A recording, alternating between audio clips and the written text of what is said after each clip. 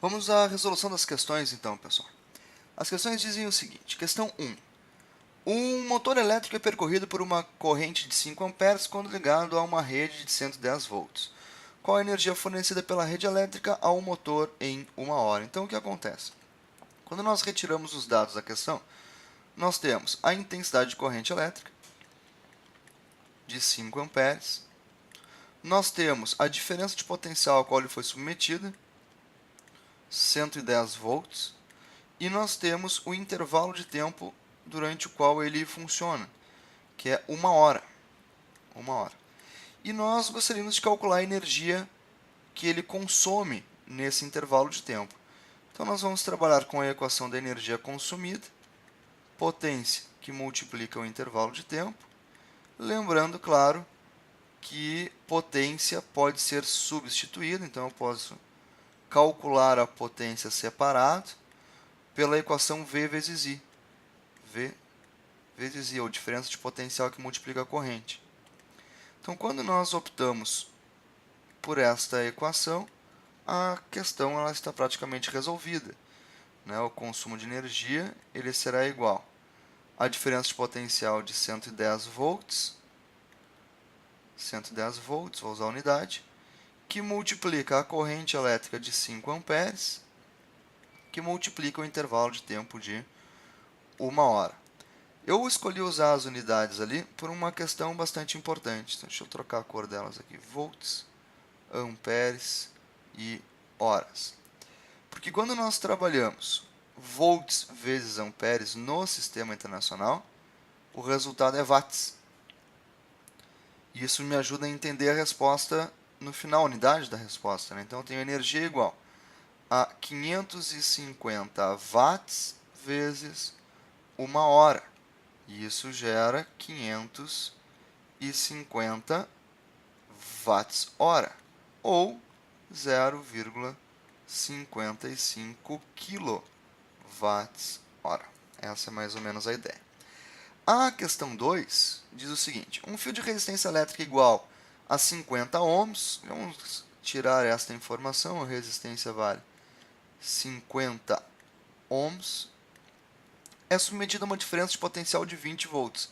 Essa é a tensão nominal, 20 volts, DDP. Qual a energia dissipada no fio em 1 minuto? Bom, aqui eu vou ter que optar por outra equação de potência, mas o princípio ainda é o mesmo. Então, eu sei que eu trabalho com a energia e potência que multiplica intervalo de tempo.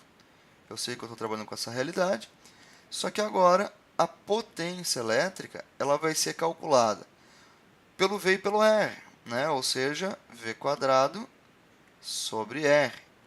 Então, eu vou multiplicar a potência por tempo e eu consigo, então, o cálculo da energia. Poderia fazer separado se quisesse. Então, eu tenho agora a energia igual, diferença de potencial é 20, então eu tenho 20 ao quadrado, dividido pela resistência, que é 50, e isso multiplica o intervalo de tempo, que é de 1 minuto. 1 minuto. Então, 1 minuto. Aqui. 1 minuto é mais fácil passar para segundos do que para horas. Então, esse 1 minuto eu vou chamar de 60 segundos. Então, a nossa equação vai ficar assim. Energia vai ser igual. 20 ao quadrado dá 400, dividido por 50 dá 8. 8 o quê? Watts, porque é a unidade de potência no sistema internacional. E nós estamos utilizando unidades do sistema internacional. Para todos, ohms e volts. E o intervalo de tempo eu optei por 60 segundos, que também está no sistema internacional. Isso significa que a minha resposta ela será dada em joules. Ou seja, 6 vezes 8, 48. Aqui eu tenho 480 joules, obedecendo as unidades que nós optamos no início. Então, essa foi a questãozinha de número 2. Dá um pause, tenta fazer a questão 3 e a questão 4, que eu vou resolver na sequência agora. Tá legal? Questãozinha 3 diz assim. Qual a corrente elétrica que passa através de uma lâmpada de 60 watts ligadas a uma bateria de 12 volts? Bom, então o que acontece? Se eu tenho a potência agora, e essa é uma potência de 60 watts, ligada, de uma lâmpada que foi ligada a uma diferença de potencial de 12 volts, isso significa que, para o cálculo de corrente, eu posso utilizar a equação potência igual a corrente que multiplica a diferença de potencial. Né? Não tem problema nenhum utilizar a equação PIV, já que eu tenho os dados para isto. Então, a partir desta ideia, faremos a conta. A potência é de 60 watts, está no sistema internacional, a corrente elétrica é o que eu quero saber, e a diferença de potencial é de 12 volts, também está no sistema internacional. Isso implica que a corrente será de 60 dividido por 12, 5 amperes também no SI. Ok? A questão 4 diz que a lâmpada de filamento, aquelas incandescentes, utilizada em nossas residências, é um resistor ôhmico ou não ôhmico? Essa é a pergunta. Bom, as lâmpadas de filamento são aquelas que têm mais ou menos essa aparência aqui. Né? São as lâmpadas incandescentes. Que quando nós ligamos, este filamentozinho, que ele é feito de tungstênio, ele começa a brilhar. Então aqui já está dito, né, do que material ele é feito, tungstênio. Ele começa a brilhar e emitir luz, mas ele não emite apenas luz, ele emite também muito calor, né, muita radiação infravermelha, ele aquece demais. E o que acontece?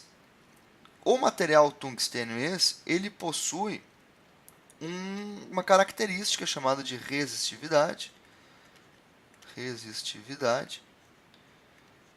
E nós sabemos que esta resistividade ela obedece uma relação com a temperatura, né? Possui uma relação de crescimento com a temperatura. Então, se nós colocarmos resistividade e temperatura aqui, e nós estamos utilizando temperatura na escala Celsius, ok? Nós sabemos que a resistividade ela cresce junto com a temperatura. Então, quando nós admitimos que esta lâmpada aquece demais, ela aquece muito, ela não é um resistor ideal, nós sabemos que essa resistividade está aumentando.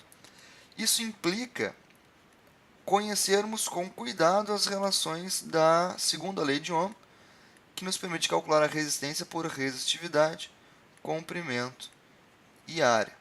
O que acontece? Quando este filamento, que é considerado linear, aquece muito, além da sua resistividade aumentar, também aumenta o seu comprimento por dilatação.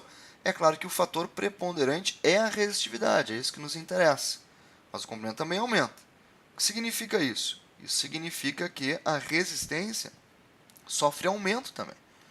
Ou seja, quando nós ligamos a lâmpada, a resistência elétrica da lâmpada vai aumentar. E, portanto, quando a resistência muda, nós temos um resistor não ôhmico.